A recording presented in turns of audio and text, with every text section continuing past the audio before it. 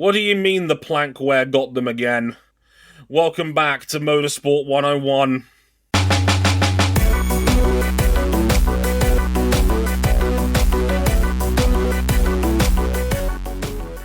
It beats my other alternate title name of What Verstappens in Vegas Stays in Vegas. Hey everybody, welcome to episode 630 of Motorsport 101. I'm your friendly neighborhood host, Dre Harrison. I'm here all week. Please do not try the veal. We are in the final stretch of the 2025 Formula 1 season. As I mentioned a couple of weeks ago, do you know how depressing it was to have Brazil be a genuinely fun race once again and then sit back and realize, oh shit, we still have 3 more of these to go.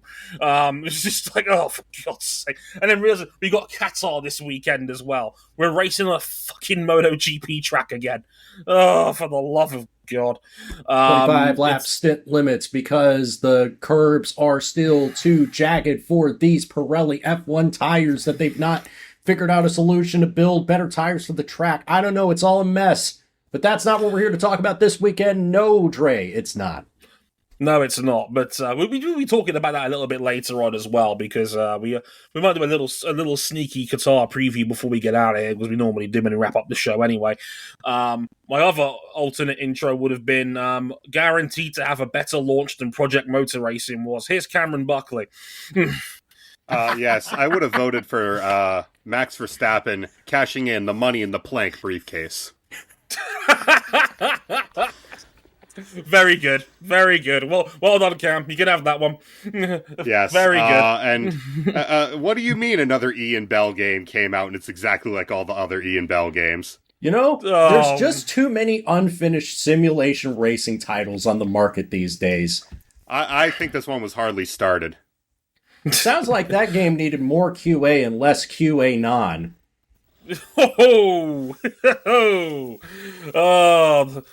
It does not matter about his political views as long as they are able to develop a decent sim racing game. What do you mean the sim racing game was terrible again?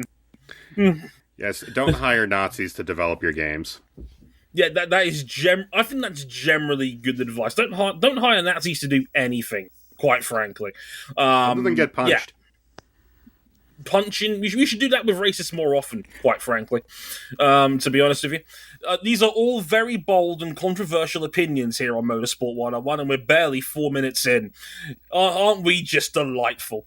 Right, we'll talk about the Las Vegas Grand Prix, round 22 of the Formula 1 World Championship over the next hour and change or so, because we have a lot to get through. Max Verstappen winning the Las Vegas Grand Prix ahead of Lando Norris and George Russell, or so we thought, until a massive, potentially title-altering story to come out at 7 in the morning on Sunday alongside a McDonald's McMuffin for the inevitable breakfast orders if you stayed up until 4 in the morning to watch that in the UK.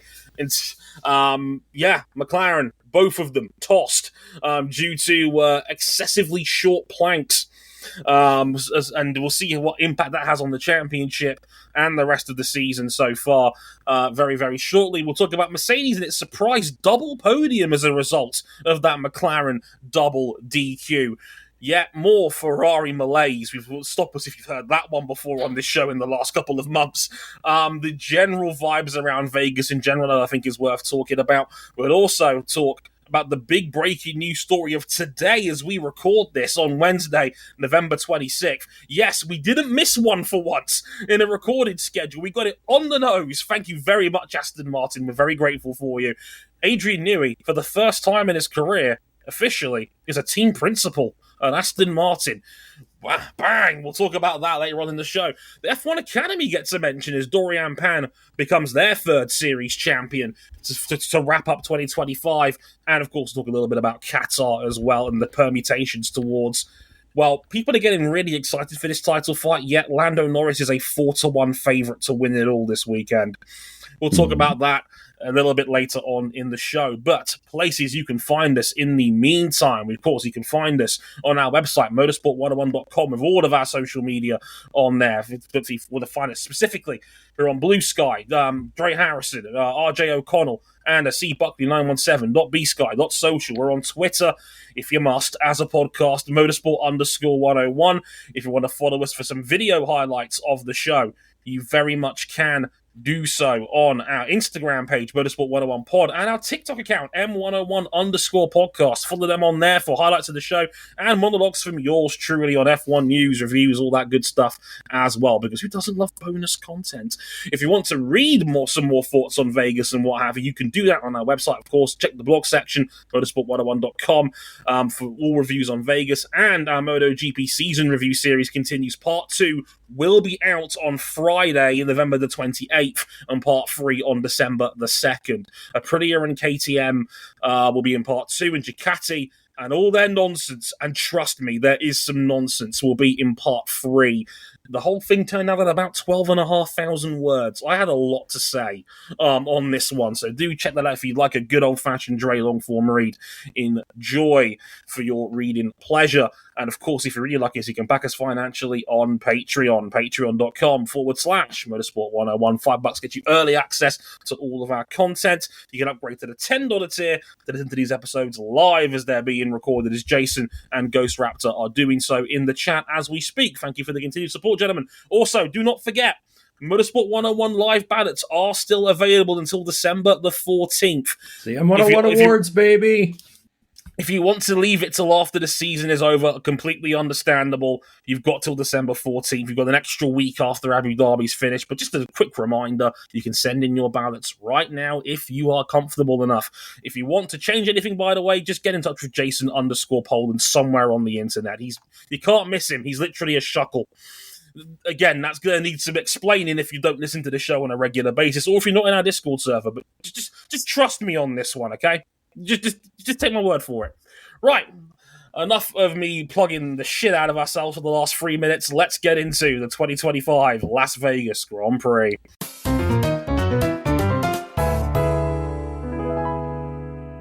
What Verstappens in Vegas stays in Vegas. Ah, boo. I didn't write it. I did. Blame Unashamedly. Well, let's sum this up. It was a crazy weekend in terms of climate, combining the classic Vegas desert cold in November with some rain. We had a little bit of rain on Friday, and then a lot of rain for qualifying on Saturday. I can't believe it, fellas. We got extreme wets for a whole session. Damn, that's crazy. Woo! And out of all of this, and the result was still predictable, as Lando Norris qualified on pole over Max Verstappen, but in a dry race on Sunday, Lando overcorrected. He blocked heavily into turn 1 off the start, dropped to third behind Max and George Russell, and the Dutchman took off into the distance. Norris eventually got back into second after George Russell suffered all weekend with a power steering issue, but after claiming they could get Max, Norris had no answer for Verstappen, as the Dutchman took career win number 67 plus 2. And he reduced the championship deficit to 42 points. Or, Trey, so we thought. So we thought. A post-Parc Ferme inspection for McLaren showed excessive plank wear beyond the normal limit of 9mm on all 4 of the corners where they measure these things. McLaren were referred to the stewards. McLaren claimed that the lack of practice time due to the changeable conditions led to them not knowing how to set the car up properly. And, the steward said, sorry, we don't do mitigations for technical regulation breaches. Double disqualification for both Lando Norris and Oscar Piastri. Norris had 2 of the measuring points of his plank under the 9mm limit. Piastri had 3, as a matter of fact. As a result, with both cars being tossed, it meant a double Mercedes podium. George Russell gets bumped up to second place, and Kimi Antonelli, who, by the way, went 48 laps on a set of hard tyres, holding off Oscar Piastri and Charles Leclerc behind him for as long as he dared, ended up in third. So, with just 2 rounds to go in the standings, remember, Qatar is a sprint weekend this weekend, so an extra 8 points available. 58 in total left to play for. Lando Norris's championship lead has been reduced to just 24 points. Oscar Piastri is still second, but only on countback over Max Verstappen in third, both 24 points behind Lando Norris on 366. Remember, Piastri has 7 wins to Verstappen's 6. hence why Piastri's ahead on countback. We'll get into more of the title-winning permutations at the end of the show, but that's the scores on the doors with 2 rounds to go. Safe to say, there's a lot to talk about here. Remember when we didn't have any plankware disqualifications for 30 years, and then London bus analogy happens? We've had like 5 cars tossed for this now in the last 3 years. It's wild that this keeps coming up. I mean, with the ground effect era being what it is, you're going to take as much liberty as you think you can get away with by having your car as low to the ground as possible. Mm-hmm. And I think that's safe to say that's where McLaren's gone wrong. I mean, we'll go to our technical expert, Cameron Buckley, for more at the hour. Where do you want me to start here? Well, I'll be real with you. The McLaren plankware situation, I mean, obviously just put not the fries ideal. in the bag, McLaren.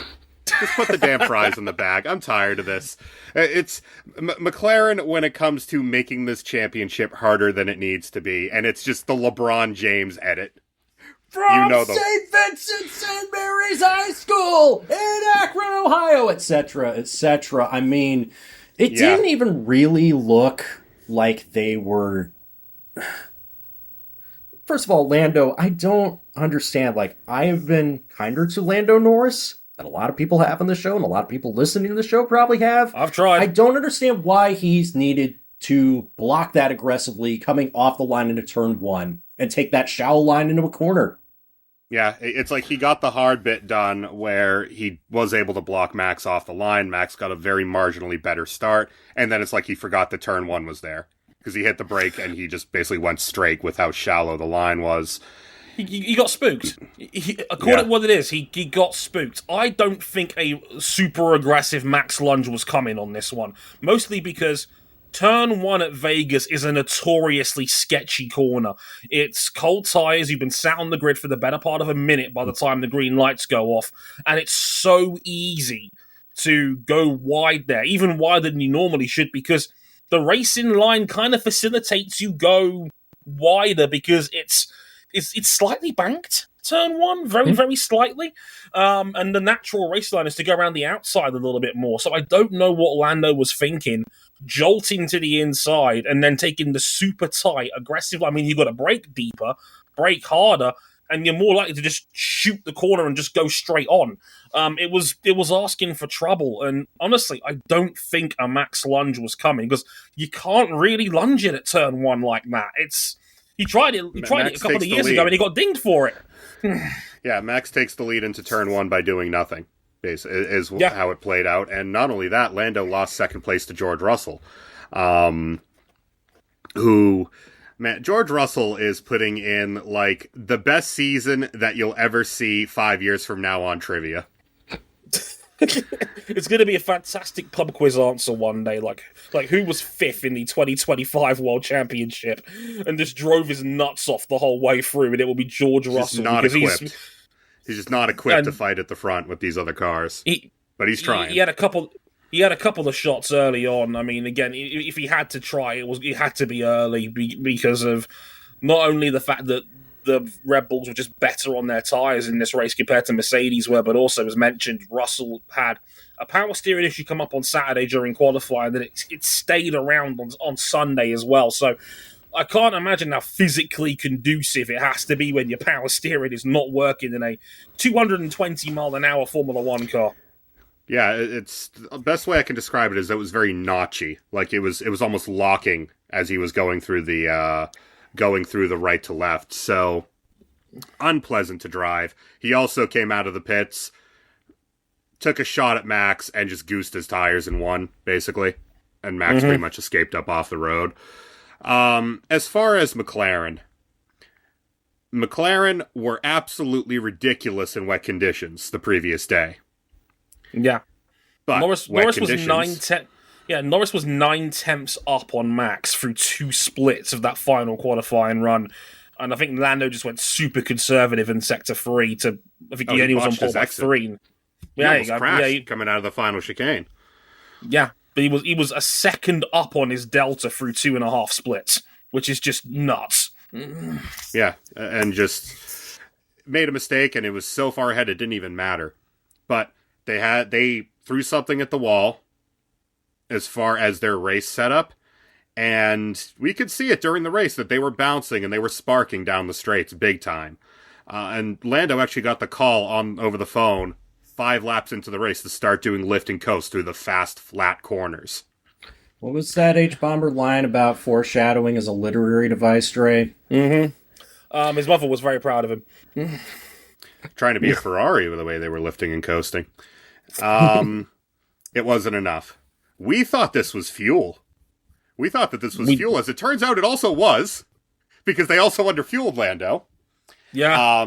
Not quite as severely as the plank issue would have affected him. He lost 13 seconds in the final 3 laps. And we think, he's just going to escape over the line. McLaren gets away with another catastrophic fuck-up at the end of a race to basically put Lando in complete championship control. Wrong. No, senor. Yeah. No, senor. Yeah. We thought they just about got away with it. We thought we were basically watching was, Jamie Whincup at Barfirst that one time where his radio's not working and he's realised he's in the shitter when it comes to fuel. And that's what I thought we were watching. And it turns out it was actually, far more catastrophic, not that we knew it at the time. So who's playing Paul Dumbrell just staring off into space at the monitor as he sees his car get passed on the final lap? Well, Joseph? Probably Andrea Stella, most likely. He's too nice a guy for that sort of thing. From what I was told by someone within Biggin Hill, they were already risking it with the way their car was set up, and we'll talk about that in a little bit more detail in just a second. But from what I was told off the record, a couple of their sensors on both cars stopped working during that race. So they had to go into maximum conservative mode to make sure they got the planks home. And then that's one thing. What we didn't know, and credit to the race for reporting this, they were marginal as far back as Austin. Austin, we all know, is a notorious... I mean, we had Lewis Hamilton and Charles Leclerc thrown out in 2023's American Grand Prix over excessive skid plane, a skid Never block forget wear. that loint, baby. Oh, that loins, but etc. Like we had them thrown out because Austin, for those who don't know, is a notoriously bumpy track. It's built on swampland. It's going to be uneven in some cases. They were apparently marginal in Brazil as well, because a lot of people don't know, Interlagos was partially resurfaced this year, and that new surface was causing problems with cars on ride heights and making teams potentially be more conservative on where to set their cars' ride heights at to compensate for that. So, call me crazy here. You're crazy. Well, yeah, fair enough. I knew that already, but still, for me, McLaren, this is a statement to me that says McLaren is operating at its limit. Mm-hmm. They are... Yeah. The thing is with the way the McLaren is designed is it's really designed for that great through corner balance, that thing that Red Bull had in spades to start these regulations and then lost, through last year.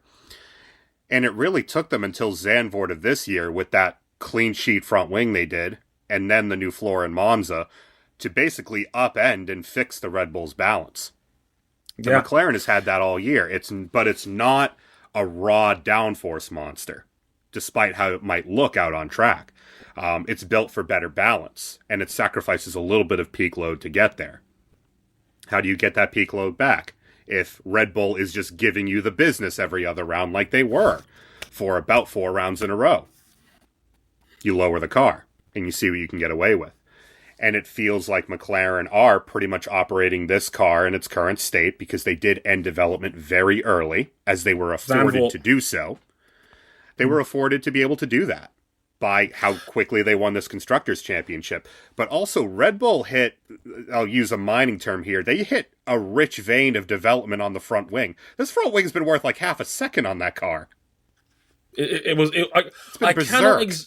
I cannot exaggerate that this was a literal breakthrough development. It's like playing the F1 games and it's an end of season upgrade that is like all of a sudden makes you 3 tenths quicker. It is nuts that it has single-handedly turned around Red Bull's entire season. Me playing F1 2012 and I get 4 tire wear upgrades at once at Lotus and suddenly I can one stop anywhere. No, this is when you get that photo chat in like anyone. No, oh yeah. Like it's the anti-one photo chat on Balatro. It's like, yep, I'm just gonna smooth this run over on Gold Stake. Yeah, it's been an enormously valuable development, and the most important thing, it lets them slam the balance forward for Max, who we know likes the positive front end, without the rear trying to snap around. That helps your tire wear. That helps your speed. It means you can trim the car out more. And Red Bull, once again, not quite as good in qualifying. They blew the doors off everybody in race trim because we know McLaren was running the car illegally low. Yeah, and again, that says to me that this is a McLaren team that's operating at its limit. It's now having to take a hellacious amount of risk to keep up with what Verstappen is producing right now. And they took one liberty too many, and the moment they had a minor car failure, they get punished. It is a... I wouldn't necessarily say it's a huge blow, because the parameters and the maths going into Qatar actually doesn't change all that much. Like, if Lando wins in Qatar, it's effectively over. It all boils down to how the sprint could play up on things, but in any case, the margin of error is a lot smaller. Yeah, here's the simple math for everyone. If Lando outscores Verstappen or Piastri, because they're on the same amount of points, by 2 across the weekend, it's over. Mathematically ends. However, he had a spectacular championship point available in Qatar because it was more or less unassailable. Yeah. You've just lost maximum points in a weekend. To say nothing of Oscar Piastri, who just had another very anonymous weekend, and is now at very deep risk of finishing 3rd in a 2-car title fight. Now, can I ask something with regards to the Oscar Piastri burger promotion that changed from if Oscar finishes on the podium, you get this burger at this Australian joint, to if Oscar finishes, you get this burger joint. He finished on the road. He was disqualified. Does the promotion pay out still? I don't know, because I'm not Australian. Should I give you some bookies' perspective on this? Absolutely. Because I've been asked about this before, because for those who don't know me, or maybe you're new to the show, because every show is somebody's first, I was a betting shop manager for 6 years, including William Hill and Paddy Power, and I can tell you for free, this is 100% true, bookies take the podium as the final result. So if you bet on an Oscar Piastri podium, for example, if you were to finish 3rd, you would get paid out as a winner, even though you would have been DQ'd afterwards, because they take the podium result as final. Now, for those who are wondering, well, why would they do that, Dre? Simple reason, people want their money. People want to get paid. They don't want to wait hours and then for the FIA to release an official classification. If there's stupid investigations, if there's parc ferme, like you said before. Yeah. You don't want, if you're a gambler, you don't want to wait 6 hours after the result you think is official gets declared and you get paid. But you've got to draw the line somewhere. Mm-hmm. Many promotions will have a justice payout or a fair play refund if there's a result that gets altered, but that's obviously at their discretion. I'll give you an example. When the 2023 Belgian Grand Prix happened, the 24 one, and where George Russell crossed the line first, but then was DQ'd later, certain bookies did still pay George Russell out as a winner, as well as Lewis Hamilton. So they paid out 2 winners. That does happen, but fun fact for you, bookies take the podium as the final result. Yeah. There you go. So if you cash in that burger promotion, you've already eaten or worried at rest, do not worry. They will not make you regurgitate that burger. Oh, thank God. They're not a cow. Please no. But yeah. All seriousness aside, Oscar Piastri just had another weekend where he's just like a step behind Lando the whole time. 5th in qualifying, not really in the race. It's just, in a championship context, he's kind of going out sad. I hate it, man. He looks so good this summer. Even before the DQ, Piastri was anonymous in qualifying and in the race, and it would have been 7 straight without a podium for Piastri. And that was before the DQ. Well, I mean, yeah, it still is. Yeah, I mean, it still is. I mean, of course, but you know what I mean, like on the road results and what have you. The point is, he's not never looking like it. He's not been on the podium since Zandvoort, the last race he won. Like, and again, he was the second best McLaren over the weekend. So that's 7 weekends in a row that Piastri's been second best to Norris. Like, this is the last one that he looked podium capable, probably Singapore throughout that weekend. So. Yeah, perhaps that's. I think that's fair. Look, this is. I don't necessarily want to call it a collapse, but it's hard not to call it a collapse when you're minus 104 against Max Verstappen in the last 7 rounds. Max Verstappen did run that championship gap down. It's just that there's another gap to another McLaren. But he did run the 104 down since Baku. Okay. Well, you could put it in easier terms, right? Because again, we love an NBA plus minus on this show. If McLaren's drivers are a combined entity, they're minus 80 against Max in the last 7 weekends. Minus 80. The math says they will probably just about get away with this, but they are making life way too hard for themselves. This championship should have been done for one of these 2 races ago. They should have had, if not wrapped up between themselves, this should have been done races ago. They've. I'm not saying it is absurd to me that it is not. Not only that, let's remember, Dre, when Piastri completely blew Baku, Norris didn't really take any benefit out of it.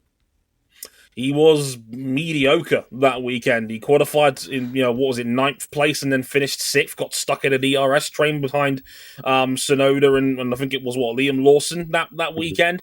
Yeah, he did not really punish Piastri too much for that mistake, more than what a 1-2 would have been if McLaren was at full song. I'm not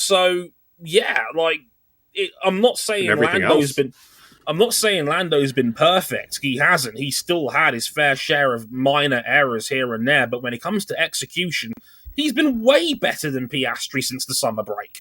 And that's with a technical DNF that cost him 18 points.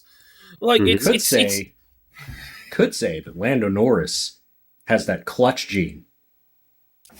He shines bright when the lights are at their brightest. You could say that. I mean, we could. Turn 1 would tell me otherwise, but this was going to be a not amazing but good enough weekend to put him into championship contention until McLaren botched the plank situation. Even if they didn't and they were more conservative and they were kind of just mid-table on points, the only thing that could hurt them going into this weekend was a non-score. Mm-hmm. Well, that's what they got. And the only thing that could really hurt him is just a non-score against Max. Because it feels like McLaren are either going to get on the podium or they're going to have such a disastrous race that they don't score points. And yet the maths still has them as heavy favourites, which is the ironic thing. The thing about it is, like, the bookies right now have Lando Norris as a 1-4 favourite. That is 80% implied probability by bookie language. I joked about this on video today on our social media channels that I was like, Sky Sports have broke out the special commercials for a freeway title fight with 2 rounds to go, even though in theory you'd have, in my opinion, a better than coin flip chance Lando ends this on Sunday. I would still give him good value for the win this weekend. He's only a very slight underdog against Max. Bookies language right now for you. Verstappen is 11-8 favourite to win in Qatar this weekend. Lando Norris is 13-8. It's very close. Like, you basically, they're saying it's a coin flip.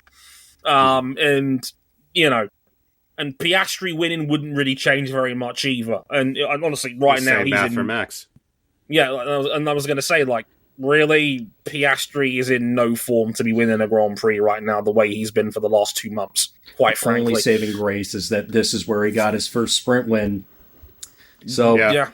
He was gifted that because Lando gave it to him on the line as a make-good for what happened in Hungary. Never forget. Let's also not forget Max is undefeated there under these regulations in the Grand Prix. And the math for Max is simple. Go out and win and see what else happens. You've got There's nothing else he can do. Realistically, if he wins, he's going to take a points gap probably of somewhere between maybe 15 and 18 points to Abu Dhabi. It would still be an omega long shot, but all you can do is win and rack up the pressure, and maybe you get a mistake somewhere. There won't be a floor issue this time, man, because Qatar's as flat as a pancake. But if anything, it's going to be a tire issue. We'll get into that shortly. But for me, my overall point is McLaren is operating at 100% of its capacity now, and it has to, because anything less and Max is going to run them over. Now, they have to gamble. And they shouldn't be in this position where they feel like they have to gamble to keep the status quo. Really, Lando should just finish behind Max on Sunday, take it to Abu Dhabi with a 17 or 18 point lead, and just coast it home. But the fact that we're in this situation with McLaren that has blown that big a lead to get to this spot in the first place, I don't think people have a lot of faith in McLaren at this point. And the fact that people from as far back as Baku, when Max was 70 points out, was like, he couldn't, could he? Says a lot about where people's confidence and faith lies at the moment. And I'm telling you now, it's not in Woking.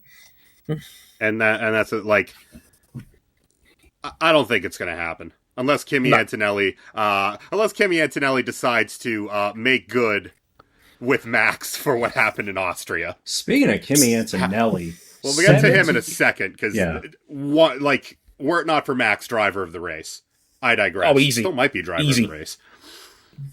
But the fact that Max is probably on the math going to get this to the final round is absurd. Miraculous. There was a 7-race stretch where Red Bull had, I think, 1 podium. And that was when McLaren had just fell off a cliff in Canada. That is astounding to me. And it's might be better than last year, save maybe Spain. The industrial level head loss. Remember, they fired Christian Horner for that run. It was bad enough where the smoke got too big. He was a dead man walking. He was a dead man walking as soon as the Thai side of the team lost the 2%. And the allegations, I don't think, ended up mattering worth a damn. I just think Austria wanted him out of that team. More on that very soon. I mean, there's some other points from this race that are worth bringing up besides it. Max was just fucking brilliant in the race again. He's just so goddamn good at this. Man has got a reasonable chance of leaving this season with 70 goddamn wins. And he's 27 years old. Like, what are we doing here? Pretty good. Like, it's that Sebastian Vettel quote that's done the rounds today. Whereas, the scary thing is he's getting better, and I agree. I think he is getting better. This might be as impressive as one of his world championship wins, despite the fact there's a good chance he doesn't win this title. It's outrageous what he's doing in that car right now. We talked a little bit about George. We talked a little bit about Kimi. Ferrari. Kimi Antonelli. No. Yeah. Put Ferrari on the back burner, just like this whole season has. Kimi Antonelli starts his race with a false start penalty because he was rolling ever so slightly. It wasn't even a jump. I think he basically failed to hold the brake, and because the straight is on an incline here, he moved it's just enough for the sensors to catch him. Yeah, because I watched the onboard. It didn't look like he moved at all, but I'm just thinking, they probably have seen something that we don't. on the sensors. Yeah, it's the sensors. They've got sensors in the grid boxes, so they know when someone's moved or not. I call it the Cal Crutchlow rule because it's exactly the same in MotoGP. You can't roll before the lights go out. If you do, it's a slam dunk jump start, and in MotoGP it's a double long lap penalty now if you jump the start. In Formula 1 it's a 5-second time penalty. He's unlucky given the nature of Vegas's grid, really, but you're right, I don't think he really gained an advantage by doing so, but rules are rules. 5-second penalty that ends up not actually mattering because he took a hard set of tires 48 laps. Your tires cannot legally degrade without your consent. And dude, he was so good at the end of that. He was so fast because he was only a tenth or two off of Max that final stint for most of it. He actually pulled away from Charles behind. He put Charles out of that 5-second gap on just straight pace. He had Piastri and Charles Leclerc on his arse for a good 20 laps of that race, and by the time they got to the final few laps, he'd broken them because they could not keep up with him after spending all that time in that dirty air goosing those tyres. Remarkable defensive performance from Kimi Antonelli. That was... This kid is 18, and he just held off two of the fastest dudes on the planet for the whole back half of Vegas and didn't give them an inch. Superb performance. Yep. This is the Kimi that people were excited about, and rightly so. He's getting there. He's getting as good as advertised. Back-to-back podiums with 2 races to go. Only 15 points behind the man that he replaced in the standings, which was a daunting task, when he jumped in for anybody, even if you are a 5-star prospect like Antonelli. But man, that was a fun drive. I want to see more of it.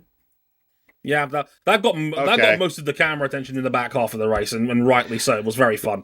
Yeah, so much of it that we didn't actually see what ended up happening with Lando Norris when it looked like he was having a mechanical, because TV direction never actually bothered to change the cameras.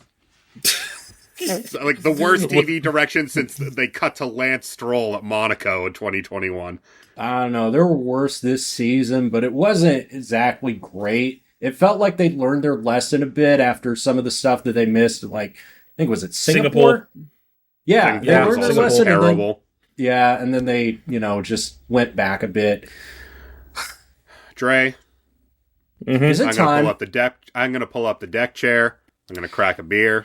Oh, God. And I'm going to let Dre do his thing for a couple minutes. Oh, brother. Where do you want to start with this?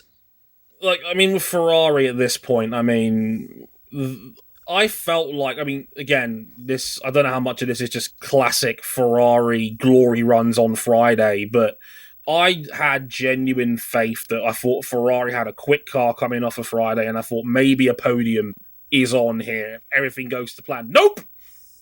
Lewis Hamilton qualified. That was your problem. You had hope. I still have too much hope in me, because Lewis Hamilton qualifies stone dead last, runs into a bollard on his final hot lap, didn't even need Kevin Magnussen's help this time, like in Abu Dhabi last year, qualifies dead last. Charles Leclerc is swearing his arse off when he's only, I think, 9th on the grid in Q3, and just a waste Ferrari of Friday and Saturday. Rain. Yeah, they stink in the rain, and I do not know why for the life of me. Charles Leclerc again. When is the last time Ferrari were good in the rain, dude? Like, I can't remember. Even in 2022, Red Bull carpet bombed them in Japan.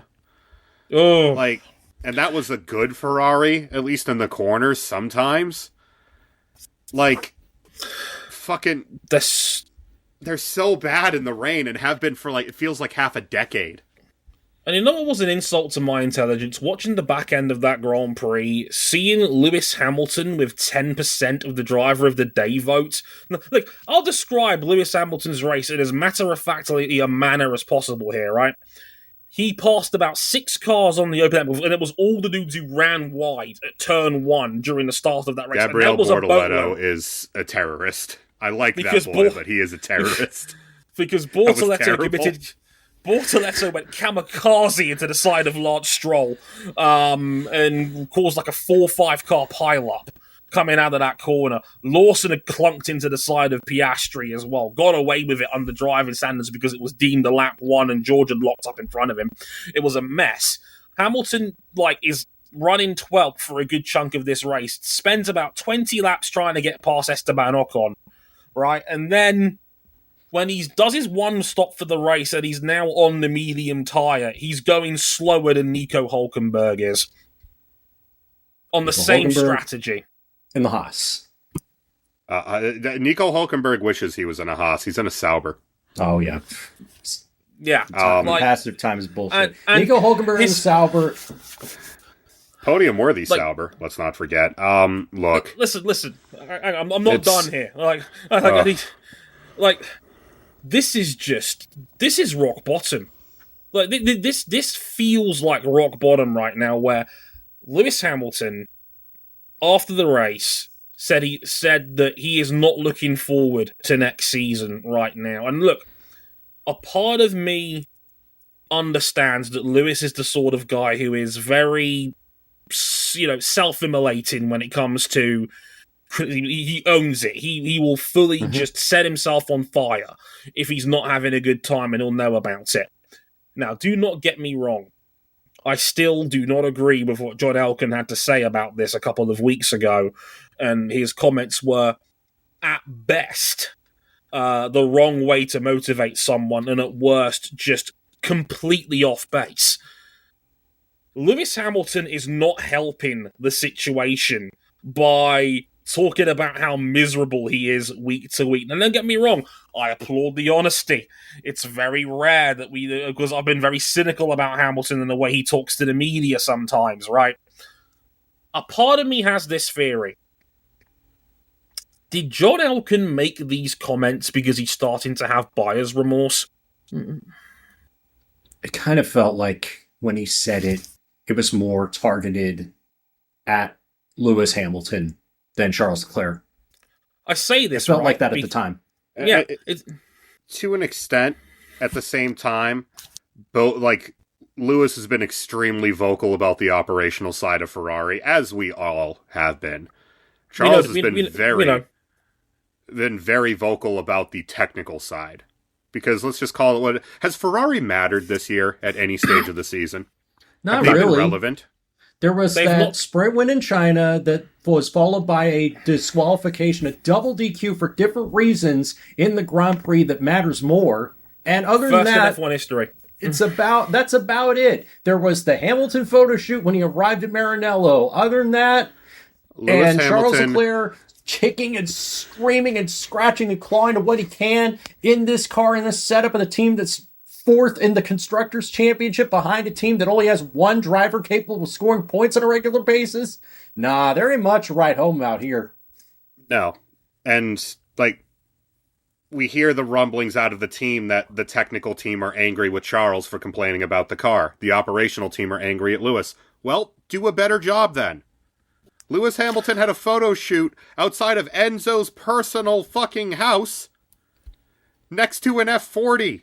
You don't do that unless you're trying to send a message. Right, and that's the point that I was going to get at here. John Elkann has pumped a boatload of money into this deal, right? Allegedly, Hamilton's on $40 million a year base salary, and allegedly a whole lot more towards Mission 44, which, again, great charitable cause, but we all know how billionaires treat charity and philanthropy.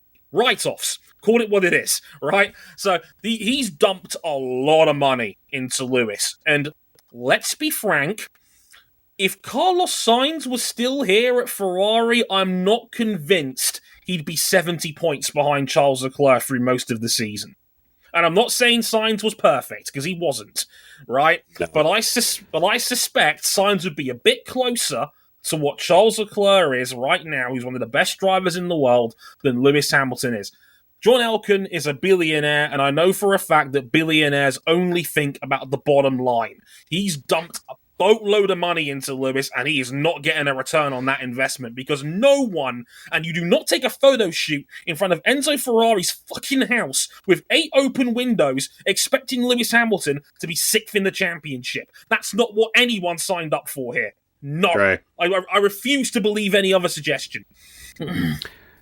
He has one top 5 in the last 10 races. That's not good enough. And I'm not saying that the Ferrari isn't a donkey to some degree, because yes, the technical side has got to own a fair degree of this. Yeah. But this is not what you signed Lewis Hamilton to do. And Lewis, and look, I know Lewis will absolutely take his fair share of accountability for this. He'll be the first person to tell the media, I screwed up. But this, this is a man who turns 41 in January, and he's walked into the lion's den of the most high-pressure environment in Formula One, and one of the best and fastest drivers we've ever seen across the garage. I'm not sure what people were anticipating for, but this scenario was a lot more likely than him walking into Maranello and being a title contender. And especially when, and we heard all of last year during his last season with Mercedes, which outside of the wins was really not all that much to write home about. He's checked out of Mercedes, and then the first half of this year, it's always getting used to the car and the team. Well, it's not actually, it's gotten a little bit better, but in that 10-race span, he's outperformed Charles once. This is round 22 of Lewis in this car. How much longer? I mean, don't get me wrong. I fully agree with people when I say that Lewis Hamilton is the greatest F1 driver of all time. He's number one on my list, and deservedly so. If you are the so-called greatest of all time, I'm not entirely convinced that you need an entire season to adapt to this car. And I don't think that's an unfair statement at this point. You've not had a podium finish in 22 Grand Prix of this team. Charles Leclerc has 7. There is no excuse. None. I'm sorry. There just isn't any at this point. If you're still one of the 5 best drivers in the world, you should have had a podium by now. And right now, I can't get there because Max has been brilliant. George has been outstanding this year. Charles has been outstanding this year. And hell, the McLarens have had their moments, but they've generally been very good this year. Well, yeah, they won the Constructors' Championship with, months to spare. I think 5 the big rounds one for early. Me is this double disqualification prevents them from eclipsing the RB19's constructor total. That's brutal. They're getting beaten by a one-car team, Cam. A one-car team. I mean, what are we doing? My big one, if Lewis was going to get a podium at any race this year, it was going to be Silverstone. He got gapped by Nico Hülkenberg in a Sauber! I thought Lewis Hamilton was about to break all of our hearts. I was saying at the time we watched it, Hülkenberg's got no chance. We are all getting our hopes up for nothing. And then he actually went and did it and held him off. And that's the closest that Lewis Hamilton has been to the top 3 steps of the podium since. It's not good enough. There is one good thing about Ferrari right now, and he wears number 16. And that's about it right now. Best pit crew. Yeah, they won the DHL Best Pit Stop Award early. Good for them. Good for them. Fair play. Good for them. Only about 8 years too late to help Sebastian Vettel win a title. Thanks, guys. Yeah, it's enough frustration. I mean, the other thing that I thought was interesting about this weekend. Is it just me, or did this year's Vegas Grand Prix feel a bit flat? It was a lot less than what I expected. I expected a very good race coming off of last year, which was highly entertaining. And I don't know if this was just TV direction or not, but it definitely didn't feel like there was as much zest to it. Max Verstappen did his part, for sure. There's no question about that. It definitely felt like we were missing a lot of the action we had last year, but this was a weird weekend where there was not a lot of grip on track because of the weather. Small sample size. I haven't given up hope on the Vegas Grand Prix just yet. Although it was very funny seeing all the Mickey Mouse shots with the podium finishers. They ride up in the pink Cadillac and not the fake taxi that they rode in last year. I think it's more like the event. It feels like we're a few years into this event, and there's there's no real novelty to it. You go to Vegas, you know what you're expecting when it comes to the extracurricular activities beyond just the race. The race looked like it was going to start off pretty good, and then Max kind of put an end to that. Like I said, he did his job. It's just a few signs that worry me. The stuff that I noticed and was told, I had a good friend of mine, one of my ex-colleagues at the Motorsport Network who was working for Sky over the weekend, freelance, said the whole thing felt a bit flat this year. You got to remember, this Grand Prix was not popular with the locals.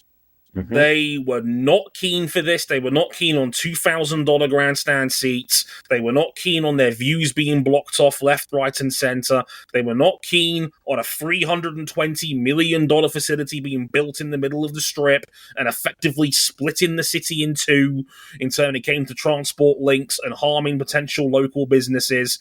And the Vegas Grand Prix, in their defense, they have pivoted. They've generally sold cheaper tickets since. Yeah. Tickets were still available for this race the week of. I know for a fact there were people on the mailing list that were getting bombarded with emails for last-minute offers to get the grandstand seats filled. Apparently, it was free to get in on Friday and Saturday because of the lack of people in the grandstands on practice and qualifying. Could you imagine that the first year where we had the fiasco with the drain cover coming off and people who had bought their very expensive tickets being told that they could not come? Well, funny you mention that, RJ, because we had FP2 interrupted by what we thought was a loose drain cover, and then we red flagged it, and then we put it back out. And then we had to red flag it and end the session again. And then they had to fix 14 different drain covers around the track that were not properly welded. We're in the United States of America. How have we not figured this out?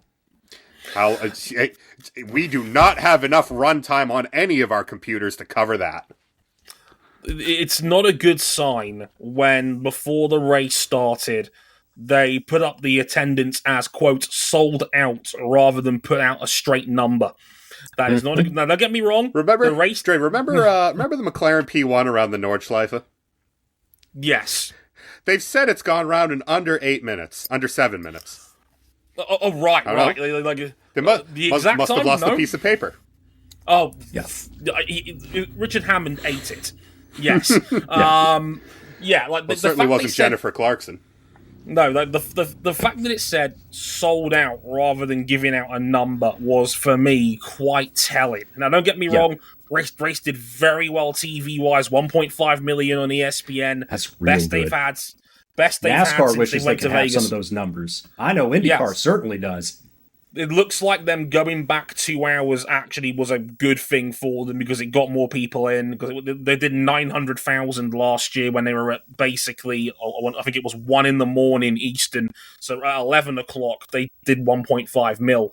But I do think the gloss has worn off a little bit, and I think this is now going to be the true test for Formula One to see if Vegas is a hard sell, because they initially did a 10-year agreement on this to have this race on the calendar. This was year 3, and I suspect they had difficulty filling the stands up on this one a lot more than they did the first 2 years. I don't know how much goodwill was harmed because of that incident with the manhole cover in year 1, or how much of it is just the general, it's the third time around we're doing this now, and it's just not going to be as exciting in general. I don't know where that stops and where other issues may start, but you got to remember, this was not a popular round locally to begin with, let alone potential other drawbacks.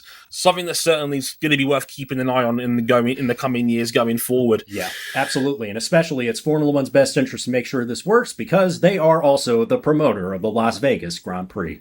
Yeah, It's directly in their own pockets. They spent $500 million on this. They're going to have to be the ones to figure this out, basically. Should we talk about the breaking news story of the day? Yes. My favorite tweet on the matter from at Not Fifth Gear. Adrian Newey, the second he felt Christian Horner might be employed again.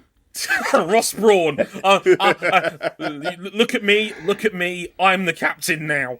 Yes, that's right. Adrian Newey, now team principal of Aston Martin at the start of next year, as a part of an extension of his role as managing technical partner. Andy Cowell, who spent the last year as team principal and CEO, will become the chief strategy officer, focusing on optimizing the technical partnership between the team, engine supplier Honda. Direct technical liaison with Honda. Kind of like, if you don't know, kind of like Gordon Murray's role at McLaren at the end of the 80s is very similar. And it's the first time Adrian Newey has ever held the TP role. It's not weird. This was... I mean, the funny thing about this is, right, this story first dropped, and again, full credit to Andrew Benson at the BBC. He does some excellent reporting. He gets stories that nobody else can seem to get sometimes. It happened right when the Grand Prix was over, and I don't think anybody noticed until yesterday when it started to gain more traction as to what was going on. But they published this on BBC Sports website minutes after the Grand Prix was over. And basically, it goes into a lot of detail, so much so, I'm in one of two minds. Either number one, this was always going to happen and it was inevitable, or two, there's been some serious shithousery going on for Benson to weave this kind of story, because the report goes into a lot of detail about, essentially, Cowell and Newey were struggling to coexist. They were struggling to figure out who was in charge. There was talk about how Newey left Red Bull because of the Christian Horner sexting scandal, allegedly, sprinkled the allegedly in the chat, etc. And to the point where Newey couldn't be seen in the same room as him, but apparently they've now since reconciled and even went to an Oasis concert together during the summer. Don't look back in anger, indeed. Maybe they were inspired by the Gallagher brothers. Next, Christian Horner's going to whip a guitar at Adrian's head. My brother said the exact same thing. It was like, there's nothing that brings together half-drunk white people together like an Oasis reunion. It's like imagine a half-drunk Horner going to Adrian. Yeah, I love you, man. I love you too. Well, don't look back in anger, plays in the distance. Oh, as you say, etc. Like, and they're just arming up. Like, it's a little bit. I mean, knowing what we know about these stories, it's a little bit jarring knowing that if what Benson is saying is true, that Adrian Newey maybe didn't have the stones that we expected him to. But it is a little bit jarring that Aston Martin's strategy has almost become, let's get the band back together. Because the moment these Horner stories dropped, Newey becomes team principal. Like, hang on a minute. I just don't know what to make of it. I think it's a surprising use of Newey's time, given he has always been direct in the design process. Yeah. Not always being the one drawing the car up, but certainly the one vetting everyone else's processes in the last few years at Red Bull. Oh, for sure. And now he will be running the show in addition to being technical partner, whereas Andy Cowell is now in the position that I figured he would have ended up in the first place, which is working with engine partnership, because he was the engine guy, one of the driving forces behind the Mercedes turbo hybrid V6. He led that project. We know that project turned out pretty good back in 2014. Just a small matter of the most dominant engine in like the history of Formula One.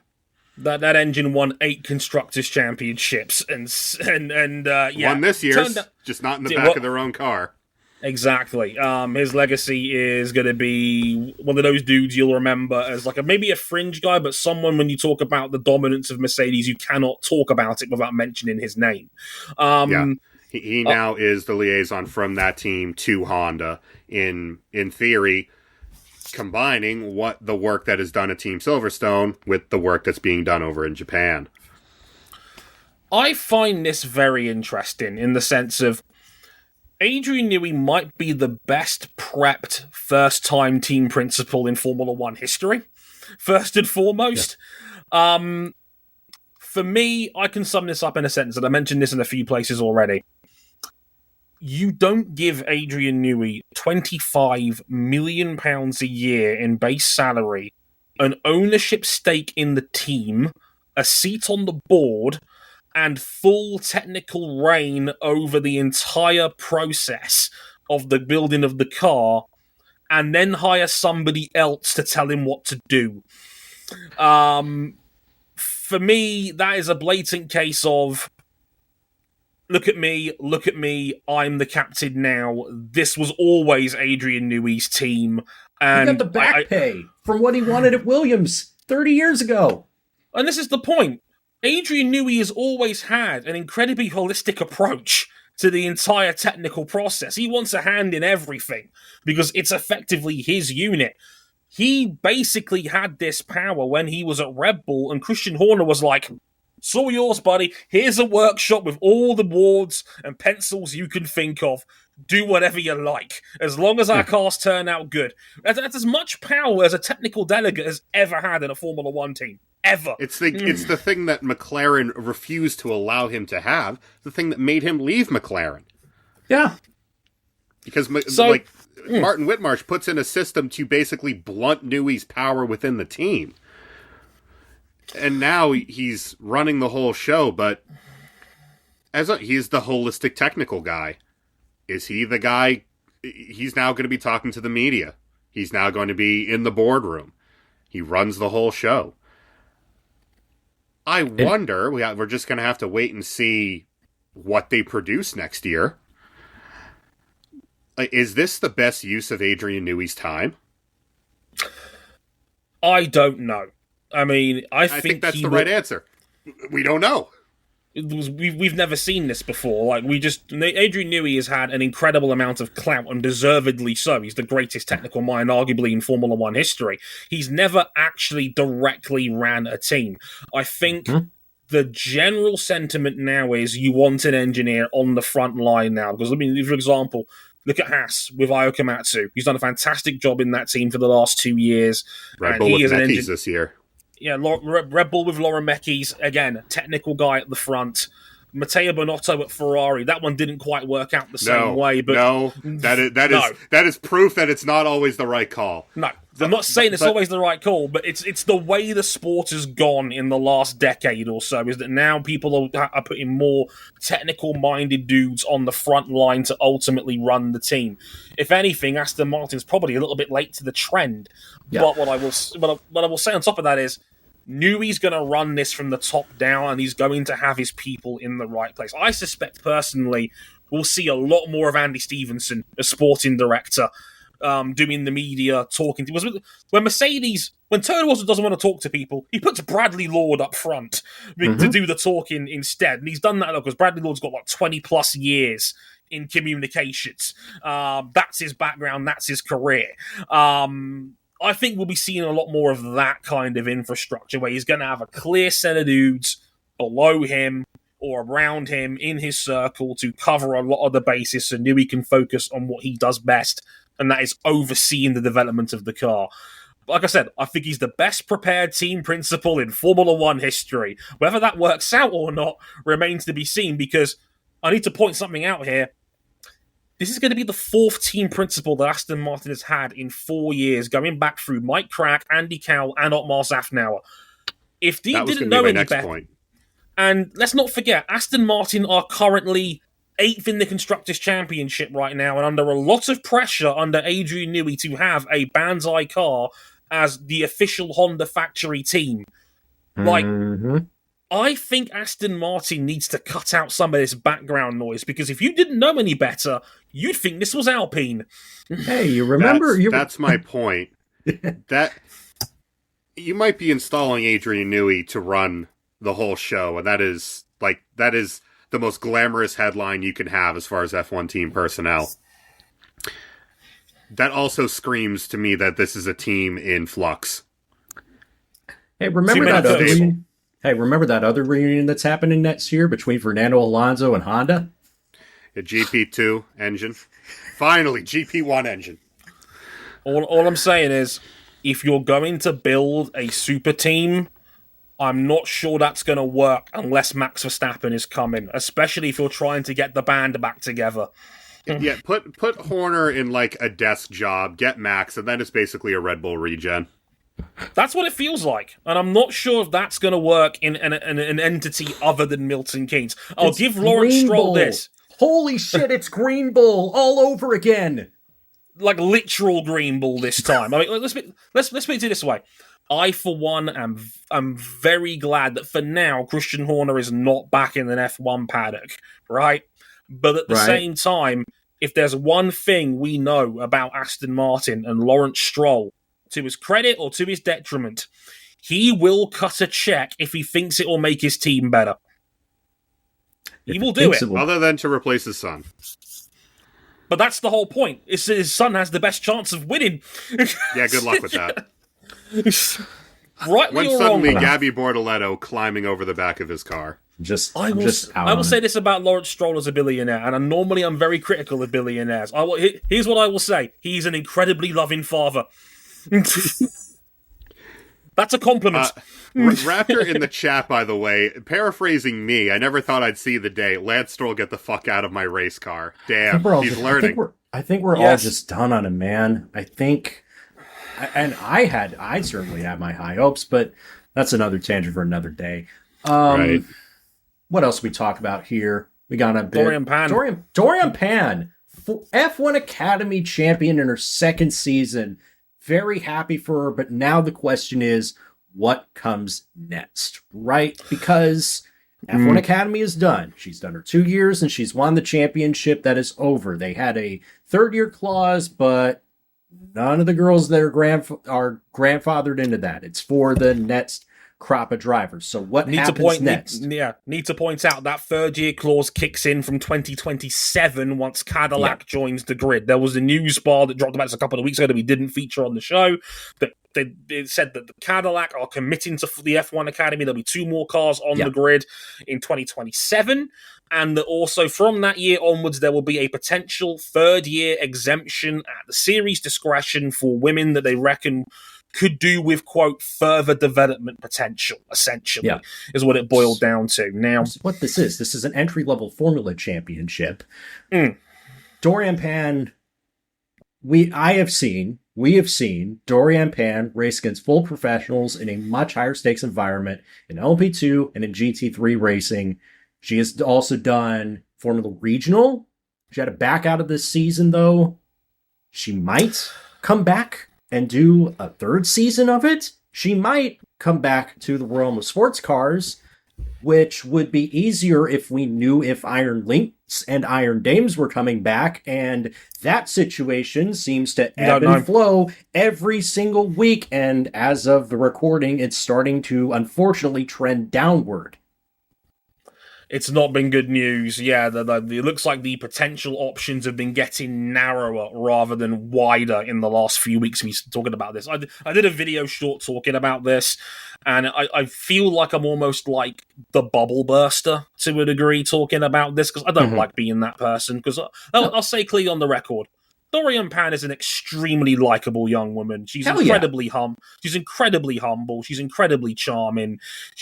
There is a reason why there is such a strong following around her. She is a great story of being undersized, small, getting into racing late, and actually building a decent career for herself as a sports car driver before switching to single seaters a couple of years ago. But I wrote about this a couple of weeks ago on the website. Check out the blog section if you want to read more on that. But I can't help but think we're in a similar situation as to what the W Series was a few years ago when that ultimately folded. What's next? And the reason I say what's next is that this feels like the end of a chapter for the F1 Academy, because a lot of their high-ranking women are not going to be in this series next year. Chloe Chambers, who won the final feature race, very quick driver, she's not going to be there next year. Maya Woog, who's done her 2 years in the Academy, she's going to be going. Leah Block has already said she's going back to rallying. She's done with single-seaters, and she's heading back to her comfort zone in series as well. There's others in there like Tina Houseman and Chloe Chong, who's done their 2 years and are now moving back to figure out what's next for them. I can't help but be concerned that the F1 Academy feels more like a marketing exercise than it does a serious attempt to push these women up the ladder. Now, don't get me wrong. this shit is not cheap. An F3 seat is going to set you back about €1 million, probably a little bit more than that right now. And, well, if Formula One is only just now opening up a prize pool for its own Formula 3 series on the road, the Academy hasn't got a chance. They're already paying like over $2 million a year just to have half the bill for the cars. Like, they're already opened up a lot of their wallets to this. What I'm concerned is that, and this is me being the bubble burster, Dorian Pan was not good in FRECA. Dorian Pan did 1.5 years in the series. Yes, she had a rib injury. The real reason why she pulled out of FRECA was because Prema were not supportive of the fact that her best result in the series was 14th. And that was after 20... She had 24 starts. Yeah, like, she's had 24 starts in FRECA. Her best result was 14th. That's just not going to cut it, especially if you're with Prema, who we all know are title town. The expected excellence in the junior scene. At least at that level. Once you get up the ladder, suddenly it's not looking so great. So, for me, in my opinion, a third year of FRECA is a waste of everyone's time. Prema are not going to get much more out of her than what they've got right now, and quite frankly, if you need 3 years to get out of FRECA, you are sadly probably not good enough to climb any higher up that ladder. Like, I was going to say the same if Maya Woog won the title. She was the other major contender going into the finale. She's already been in FRECA. She was there in 2023. She was better than Dorian was. At least she was a semi-regular point scorer. But FRECA's a waste of time. And the thing is, right, what concerns me is Mercedes are rightly promoting the shit out of Dorian right now. Social media buzz all over the place. She was on Times Square last evening promoting her championship win. Fantastic. Cool as shit. She's been on Jimmy Kimmel before. Like, she's a bankable personality. But what is the next chapter? Because for me, I don't think it's a great look that Marta Garcia won a FRECA seat, was one and done, and is now with the Iron Dames.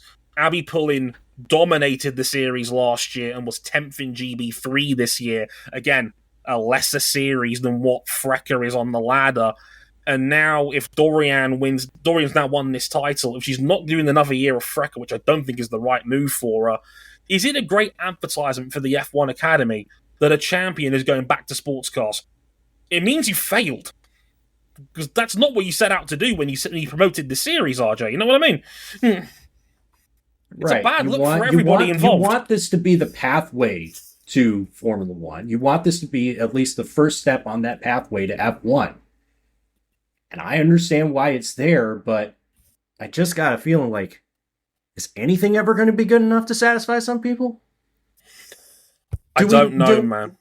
It will only take a woman having the same career trajectory, like verbatim as an Andrea Antonelli, to please some people. And don't get me wrong, there are a lot of people who evaluate junior talent on a stupidly high scale to the point where anything less than an S-tier Piastri or Antonelli level prospect is good enough for Formula One. That is not the case. It has never been the case, and it doesn't need to be the case.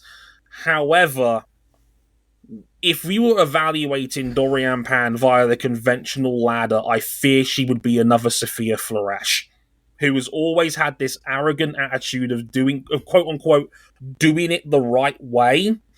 And look, I don't agree with her attitude, and I don't agree with how she's always punched down on the people that have tried taking opportunities, genuine opportunities, to promote themselves or promote the series they're in. If there's one thing I do agree with her on, it feels at its harshest like a pinkwashing exercise. And that's what I'm worried about what this series could be. And I don't want it to be that. I want it to be better than that. But right now, the signs are not good. Is that fair to say?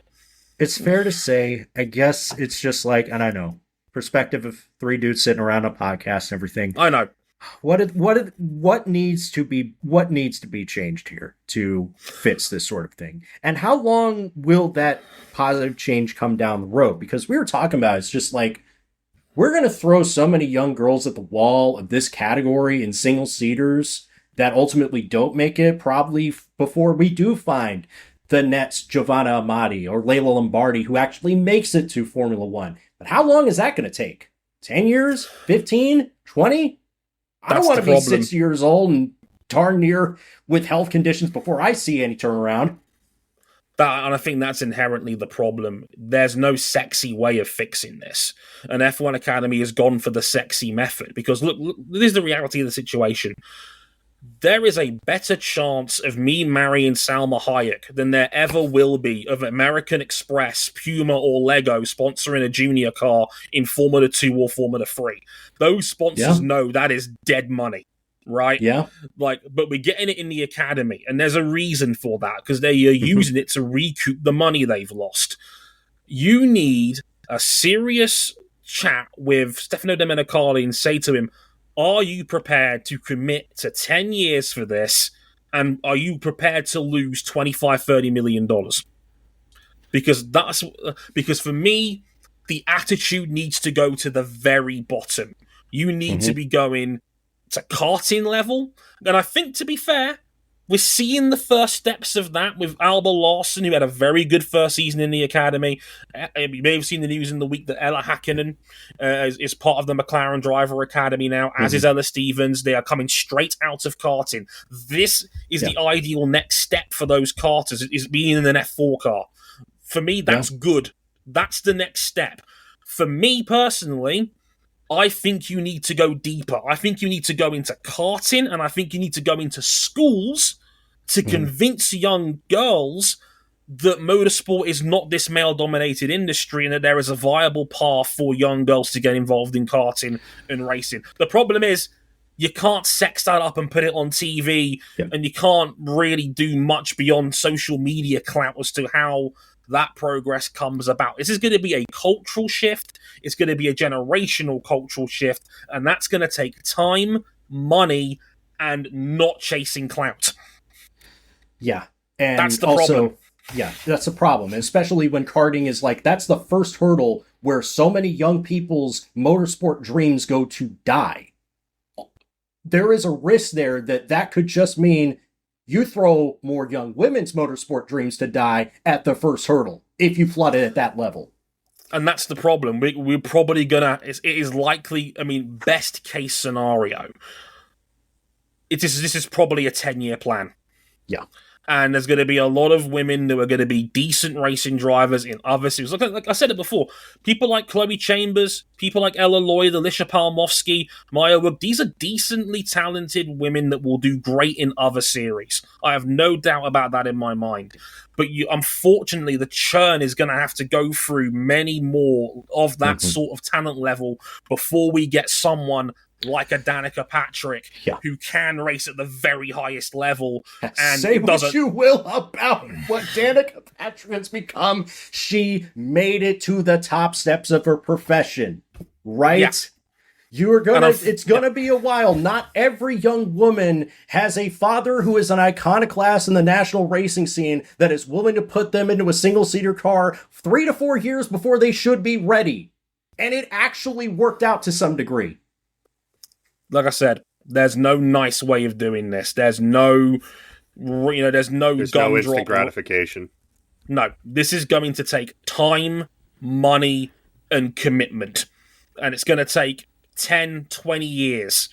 If Stefano is serious about this and trying to address that balance, and I don't think he's not being serious, I just think the amount of effort needed has been misdirected and arguably put in the wrong areas.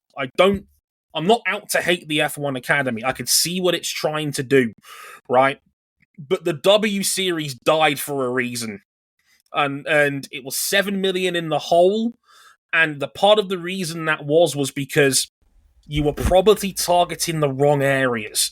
It didn't know what it wanted to be between an F1 feeder series and a place for women to race safely and earn some cash to race elsewhere. Yeah. I'm not sure you can have that both ways. That's the fear that I have in the grand scheme of things. Yeah, it's tough. I hope Dorian, Maya, Abby, Ella, all of them find something nice to do next They're couple of good years. drivers. I need to point that out. Yeah, absolutely.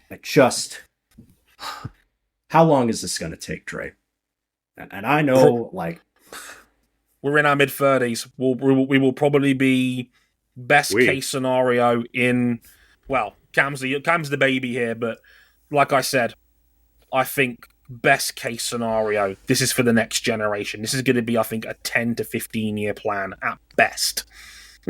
Don't end it on a downer here, folks, because we got Qatar next. We have a 25-lap limit on tires for the weekend because the curbs at Qatar are so jagged. They're concerned about safety. Yet again, we can have a debate about Pirelli not being able to build tires that are up to task. We could debate about whether the circuit is up to task. Year 5 of F1 in Qatar. As far as I'm concerned. Year 5 of F1 at Qatar, and we're still having this conversation. And of course, the title fight, which is close, but it's not really, as we've elaborated on before. Yeah, for those who need a little bit more help on the maths, one more time. Lando Norris, to win the championship this weekend, he has to outscore both Piastri and Verstappen by 2 over the course of the weekend, or 1 point if he wins the Grand Prix, because Norris cannot lose. Yeah, Norris cannot lose the tiebreaker if he wins in Qatar, because he will have at most as many wins as Piastri, and he has a lot more second places than Piastri. I think it's 8-3 in Norris's favour, and Max can't beat him on wins if Lando takes the win in Qatar, because Max has 6 wins to Lando's what would be 8 if he was to win the Grand Prix with 1 round to go. So effectively 2 points on both for the title, 1 point if he wins the Grand Prix on top of that, because that means Norris can't lose on a tie. It's effectively an extra point, even though it technically isn't. Math! Isn't that fun? But yeah, I mean, I think it's annoying that we're talking year 5 of Qatar on the calendar now, filling in as party favours for an F1 calendar that's over-bloated, and we're still talking about tyre safety. Pirelli knows what they've signed up for with Qatar at this point. Why are we still doing this? I know we're using a MotoGP track, and that's inherently stupid, but how have you not figured this out by now? Weren't we supposed to have a purpose-built street course to replace this by now already? But that didn't happen. I think F1 and ahed on the agreement on that one, and I think that's why Qatar didn't commit to something like that. Especially now we got the Kidia concept. Yeah, just a touch. That is now currently being built as we speak. Less said about the Madrid prospects, the better. Oh boy. Mm-hmm. Yeah, but I think it's going to be a very even fight. I think qualifying is going to be huge for Qatar. Whoever leads going into turn 1 is going to have a significant advantage. It's a bitch to follow around here. It's hard to pass in Qatar outside of turn 1. And I think it's a coin flip between Lando and Max. I think whoever takes pole is going to have a significant advantage. But I will still give Lando a very good chance of wrapping it up this weekend, because really, if he wins the Grand Prix, unless he gets taken out in the sprint as well, that clinches. So that's my take on it. I think there's a lot more ways for me that Lando wraps this up than Max takes it to Abu Dhabi. Mm-hmm. As the sicko, I would love to see a decider, even if it's a long shot decider, but I've got a feeling Lando wraps it up here. This is McLaren, in my opinion, this is one of McLaren's strongest tracks. So We'll see how we go.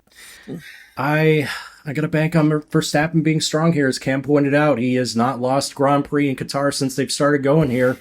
And it would also be familiar for Max Verstappen. Rules. Yeah, under these rules. He didn't win in 2021. Yeah, that's true. Max Verstappen would love an Abu Dhabi decider, where things just end a little bit strange. Max has always ended the year strong. He's always gone well in Qatar. As I said, he's unbeaten, and he's always gone well in Abu Dhabi. So, he needs. Other than last year, I've used the analogy before. Max was at the Snookers required stage 2 rounds ago. He's actually got one back via Vegas. He probably needs one more before he can start thinking about winning the frame and match. we'll see how that goes. That'll be next week on Motorsport 101 as our full Qatar review. And of course, it could be an Abu Dhabi title decider preview. We'll have to find out next week.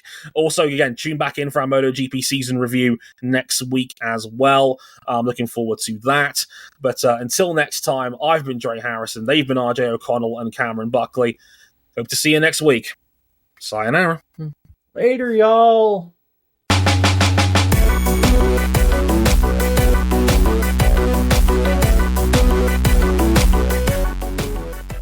Put the fries in the bag, McLaren. Ayuma Wasa, that boy nice. Wish it was leading anywhere to F1. That boy is nice. I'm going to take one more quick note to get one more outro bit going. We've always been a big fan of him on this show. Sylvain Guintoli announced yesterday he's going to be running the London Marathon in his racing levers next year for 2026. For those who don't know, he tragically lost his son as a result to cancer earlier this year, Luca. In tribute to him, he'll be running the London Marathon in his racing levers. I'll put a link to where you can donate in the description. We've always loved Ginters on this show, former World Superbike champion and one of the few bright spots in bike racing, one of the few genuinely good dudes in this game. Please, if you can, donate. Thank you for listening. Take care. Hell yeah. Bye. Hope he hydrates.